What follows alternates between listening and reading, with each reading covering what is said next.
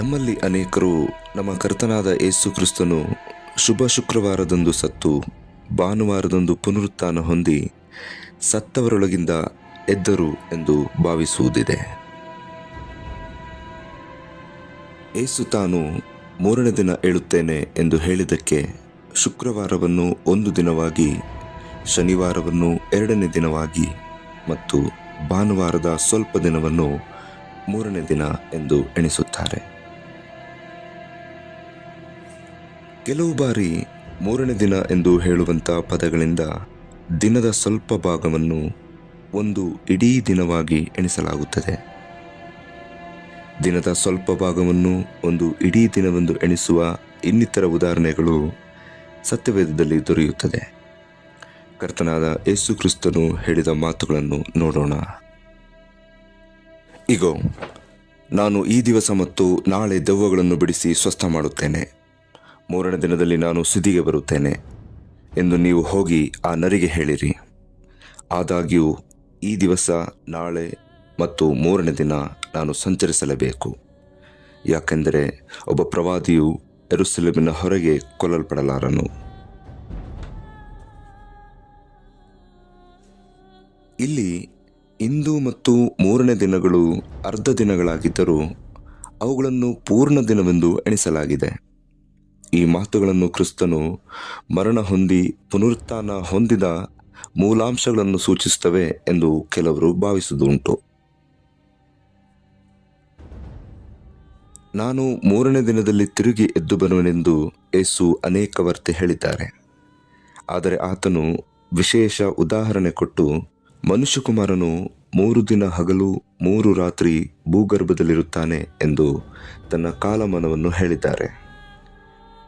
ಯೋನನು 3 ದಿನ 3 ರಾತ್ರಿ ಮೀನಿನ ಹೊಟ್ಟೆಯಲ್ಲಿ ಇದ್ದ ಹಾಗೆ ಮನುಷ್ಯಕುಮಾರನು 3 ದಿನ 3 ರಾತ್ರಿ ಭೂಗರ್ಭದಲ್ಲಿರುವನು ಎಂದು ಹೇಳಿದ್ದಾರೆ. ಮೂರನೇ ದಿನ ಎಂದು ಹೇಳಿದ್ದು ದೇವವಾಕ್ಯದಲ್ಲಿ ಹೇಳಿದಂತೆ 3 ರಾತ್ರಿಗಳು 3 ಹಗಲುಗಳು ಸೇರಿವೆ.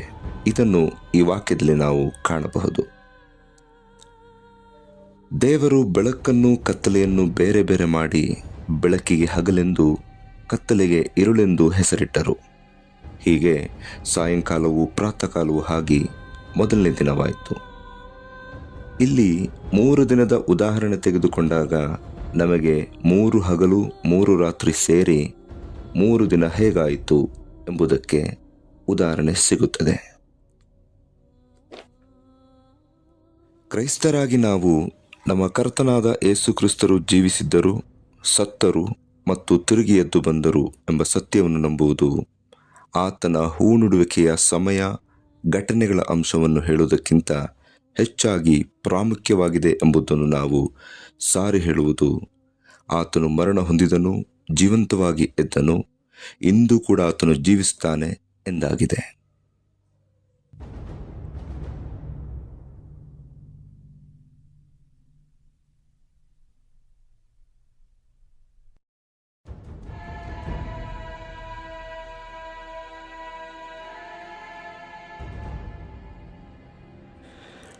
ಯೇಸು ಸಬ್ಬತ್ತಿನಕ್ಕೆ ಮುಂಚಿತವಾಗಿ ಶಿಲುಬೆಗೇರಿಸಲ್ಪಡಬೇಕು ಎಂಬ ಸತ್ಯವನ್ನು ತಿಳಿದವರಾಗಿದ್ದೇವೆ. ಅಲ್ಲಿ ತಿಳಿಸುವ ಮಾರನೇ ದಿನವು ಸಬ್ಬತ್ತಾಗಿತ್ತು. ಆದರೆ ವಾರದ ಸಬ್ಬತ್ತು ಆಗಿರಲಿಲ್ಲ, ಬದಲಿಗೆ ವಾರ್ಷಿಕ ಸಬ್ಬತ್ತು ಆಗಿತ್ತು. ಏಕೆಂದರೆ ಆ ಸಬ್ಬತ್ತಿನವು ವಿಶೇಷವಾದ ಸಬ್ಬತ್ತಿನವಾಗಿತ್ತು ಎಂದು ದೇವರ ವಾಕ್ಯವು ಸ್ಪಷ್ಟವಾಗಿ ಹೇಳುತ್ತದೆ. ಈ ಸಬ್ಬತ್ತಿನವು ವಾರದಲ್ಲಿ ಯಾವ ದಿನ ಬೇಕಾದರೂ ಆಗುತ್ತಿತ್ತು. ಆ ವರ್ಷದಲ್ಲಿ ಅದು ಗುರುವಾರ ಬಂದದ್ದು ವ್ಯಕ್ತವಾಗುತ್ತದೆ.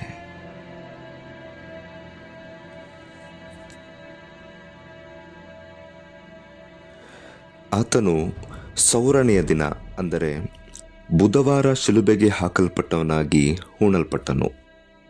ಮಾರನೇ ದಿನವು ವಿಶೇಷವಾದ ಸಬ್ಬತ್ತಿನವಾಗಿತ್ತು.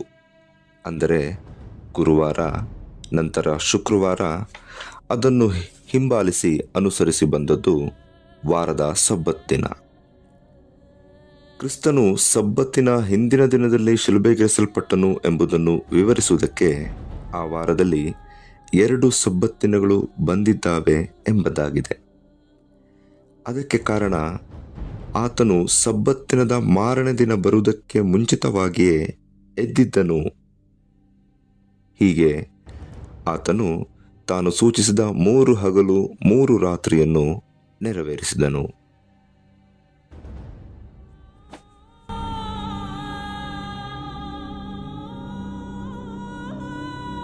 ಮಾರ್ಕನು ಮತ್ತು ಲೂಕನು ಬರೆದ ಸುವಾರ್ತೆಗಳಲ್ಲಿ ಇವುಗಳ ತಾರತಮ್ಯವನ್ನು ಸೂಕ್ಷ್ಮವಾಗಿ ಗಮನಿಸಿದರೆ ಆ ವಾರದಲ್ಲಿ 2 ಸಬ್ಬತ್ತಿನಗಳು ಬಂದಿದ್ದಾವೆ ಎಂಬುದಕ್ಕೆ ಇನ್ನೂ ಹೆಚ್ಚಿನ ಸಾಕ್ಷಿಗಳು ದೊರೆಯುತ್ತವೆ. 2 ಸಬ್ಬತ್ತಿನಗಳ ನಡುವೆ ಇರುವ ದಿನವು ಮಾಮೂಲಿ ದಿನವಾಗಿತ್ತು ಎಂಬುದು ಮಾರ್ಕನ ಸುವಾರ್ತೆಯಲ್ಲಿ ಕಾಣಬಹುದು. ಸಬ್ಬತ್ತಿನ ಕಳೆದ ಮೇಲೆ ಮಗ್ದಲದ ಮರಿಯಳು, ಯಾಕೋಬನ ತಾಯಿ ಮರಿಯಳು, ಸಲೋಮೆಯು ಆತನ ದೇಹಕ್ಕೆ ಹಚ್ಚುವುದಕ್ಕಾಗಿ ಸುಗಂಧ ದ್ರವ್ಯಗಳನ್ನು ಕೊಂಡರು. ಈ ವಚನದಲ್ಲಿ ಸ್ತ್ರೀಯರು ಸಬ್ಬತ್ ಕಳೆದ ಮೇಲೆ ಸುಗಂಧ ದ್ರವ್ಯಗಳನ್ನು ಕೊಂಡುಕೊಂಡರೆಂದು ತಿಳಿಸುತ್ತದೆ. ಈ ವಾಕ್ಯದಲ್ಲಿ ಅವರು ಸುಗಂಧ ದ್ರವ್ಯಗಳನ್ನು ಸಿದ್ಧಪಡಿಸಿಕೊಂಡ ಮೇಲೆ ಅವರು ಸಬ್ಬತ್ತಿನದಲ್ಲಿ ವಿಶ್ರಮಿಸಿಕೊಂಡರು ಎಂದು ತಿಳಿಸುತ್ತದೆ.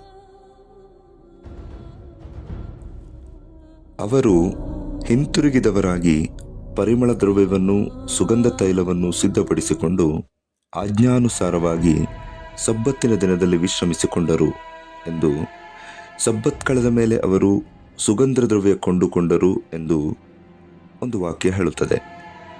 ಇನ್ನೊಂದು ವಾಕ್ಯವು ಸಬ್ಬತ್ ದಿನಕ್ಕೆ ಮೊದಲೇ ಅವರು ಸಿದ್ಧಪಡಿಸಿಕೊಂಡರೆಂದು ತಿಳಿಸುತ್ತದೆ. ವಾರದ ಮೊದಲನೇ ದಿನ ಅವರು ಕೊಂಡುಕೊಳ್ಳಲಿಲ್ಲವಾದ ಕಾರಣ ಆ ವಾರದಲ್ಲಿ 2 ಸಬ್ಬತ್ತಿನಗಳು ಬಂದಿದ್ದವು ಎಂಬ ಸೂಚನೆಗೆ ಇಲ್ಲಿ ನಿರ್ಧಾರವು ಕಂಡುಬರುತ್ತವೆ.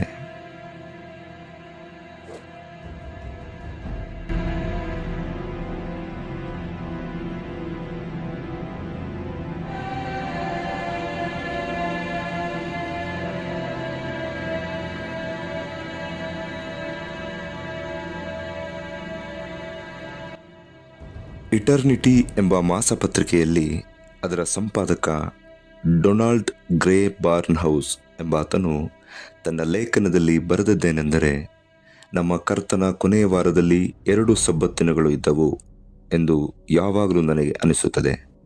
ಶನಿವಾರದ ಸಬ್ಬತ್ತು, ಪಸ್ಕದ ಸಬ್ಬತ್ತು. ಈ ಪಸ್ಕದ ಸಬ್ಬತ್ತು ಗುರುವಾರವಾಗಿತ್ತು ಹಾಗೂ ಆತನು ಬುಧವಾರ ಶಿಲುಬೆಗೆ ಹಾಕಲ್ಪಟ್ಟ ಮೇಲೆ ಅವರು ಆತನ ಶವವನ್ನು ಇಳಿಸಲು ಅವಸರಪಟ್ಟರು. ಆತನು 3 ಹಗಲು 3 ರಾತ್ರಿ ಅಂದರೆ 72 ತಾಸುಗಳು ಸಮಾಧಿಯಲ್ಲಿ ಇದ್ದನು ಎಂದು ಬರೆದಿದ್ದಾನೆ. ಅವನು ಮೃತ ಸರೋವರದ ಸುರುಳಿಗಳಿಂದ ಒಂದು ಸಾಕ್ಷಿ ತೋರಿಸಿ ಕರ್ತನ ಕಡೇ ಭೋಜನವು ಮಂಗಳವಾರ ನಡೆಯಿತೆಂದು ಹೇಳುತ್ತಾನೆ. ಪೂರ್ವಿಕರಿಂದ ವಂಶಪಾರಂಪರ್ಯವಾಗಿ ಬಂದ ಎಲ್ಲ ಸಂಪ್ರದಾಯಗಳು ಶುಕ್ರವಾರ ಕ್ರಿಸ್ತನನ್ನು ಶಿಲುಬೆಗೆ ಹಾಕಿದರೆಂದು ಹೇಳುವುದಿಲ್ಲ. ಫ್ರಾನ್ಸ್ನಲ್ಲಿ ಪ್ರಕಟಿತವಾಗಿ ಒಂದು ರೋಮನ್ ಕ್ಯಾಥೋಲಿಕ್ ಪತ್ರಿಕೆ ಸೂಚಿಸುವ ವಿಷಯ ಹೀಗಿದೆ: ಮಂಗಳವಾರ ಸಾಯಂಕಾಲ ಕಡೇ ರಾತ್ರಿ ಭೋಜನವಾಗಿದೆ ಎಂದು ಬುಧವಾರ ಏಸು ಹಿಡಿಯಲ್ಪಟ್ಟ ದಿನವಾಗಿತ್ತು, ಅದನ್ನು ಆಚರಿಸಲು ಅಂದು ಉಪವಾಸ ಆಚರಿಸಬೇಕು ಎಂದು ಕ್ರೈಸ್ತ ವಂಶ ಪಾರಂಪರ್ಯ ಹೇಳುತ್ತದೆ ಎಂದು ದ ಡಿಡಾಸ್ಕ್ಯಾಲಿಯಾ ಅಪಸ್ಟೋಲೋರಮ್ ನಿಂದಲೂ ಪೆಟ್ಟೋವದಲ್ಲಿದ್ದ ವಿಕ್ಟೋರಿನಸ್ನಿಂದಲೂ ತಿಳಿದುಬರುತ್ತದೆ. ಎಫಿಫೆನಿಯಸ್, ಲ್ಯಾಕ್ಟಾಂಟಿಯಸ್, ವೆಸ್ಕೋಟ್, ಕ್ಯಾಸಿಡೋರಸ್ ಮತ್ತು ಟೋರಸ್ ಗ್ರೆಗೋರಿ ಎಂಬುವನು ಕ್ರಿಸ್ತನನ್ನು ಶಿಲುಬೆಗೆ ಏರಿಸಿದ್ದು ಶುಕ್ರವಾರ ಎಂಬುದನ್ನು ನಿರಾಕರಿಸುತ್ತದೆ ಎಂದು ಕ್ಯಾಥೋಲಿಕ್ ಎನ್ಸೈಕ್ಲೋಪೀಡಿಯಾ ಹೇಳುತ್ತದೆ.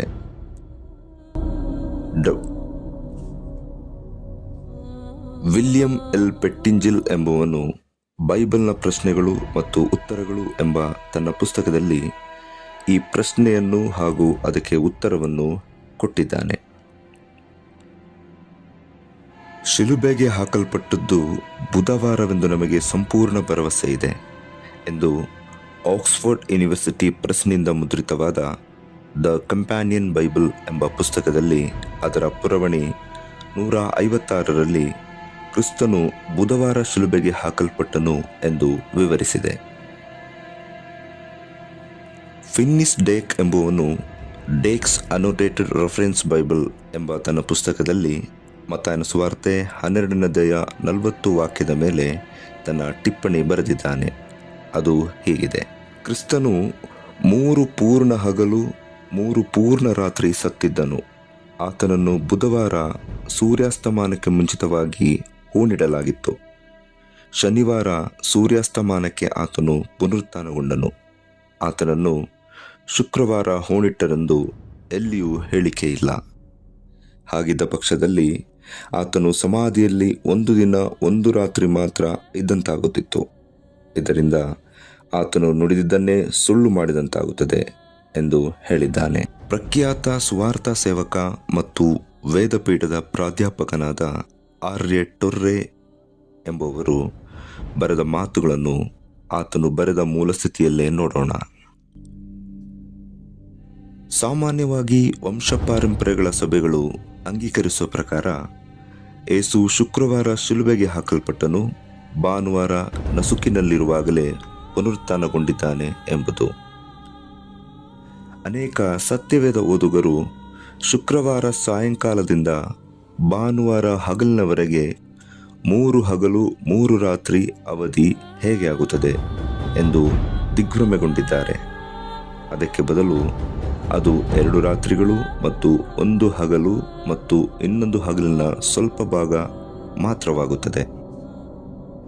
ನಮ್ಮ ಕರ್ತನು ಶುಕ್ರವಾರ ಶಿಲುಬೆಗೆ ಹಾಕಲ್ಪಟ್ಟು ಸತ್ತರು ಎಂದು ಸತ್ಯವೇದದಲ್ಲಿ ಎಲ್ಲೂ ಹೇಳಿಲ್ಲ. ಅದು ಇಷ್ಟೇ ಹೇಳುತ್ತದೆ: ಯೇಸು ಸಬ್ಬತ್ತಿನ ಹಿಂದಿನ ದಿನ ಶಿಲುಬೆಗೆ ಹಾಕಲ್ಪಟ್ಟನು ಎಂದು. ಈ ಸಂದರ್ಭದಲ್ಲಿ ಅದು ಯಾವ ಸಬ್ಬತ್ತಿನ ಆಗಿತ್ತೆಂದು ಬೈಬಲ್ ನಮಗೆ ಊಹಿಸಲು ಬಿಡುವುದಿಲ್ಲ. ಅದು ವಾರದ ಸಬ್ಬತ್ತಿನ ಆಗಿರಲಿಲ್ಲ, ಬದಲಿಗೆ ಪಸ್ಕದ ಸಬ್ಬತ್ತಿನವಾಗಿತ್ತು. ಆ ಸಬ್ಬತ್ತು ಆ ವರ್ಷ ಗುರುವಾರವಾಗಿತ್ತು. ಅಂದರೆ ಯೇಸು ಬುಧವಾರ ಶಿಲುಬೆಗೆ ಹಾಕಲ್ಪಟ್ಟರು. 3 ಹಗಲು 3 ರಾತ್ರಿ ಕಳೆದು ಭಾನುವಾರದಂದು ಪುನರುತ್ಥಾನ ಹೊಂದಿದರು.